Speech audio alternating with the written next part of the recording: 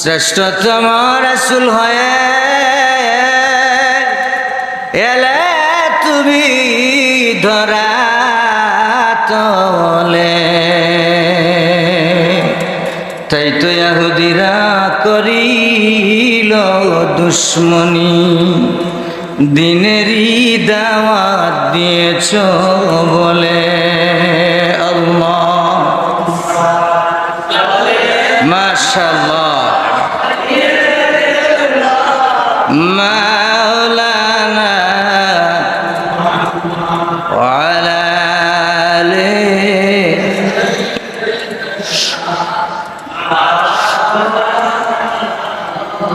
নবীজির নামে যার দিল ভাই এ জগতে কাঁদবে না।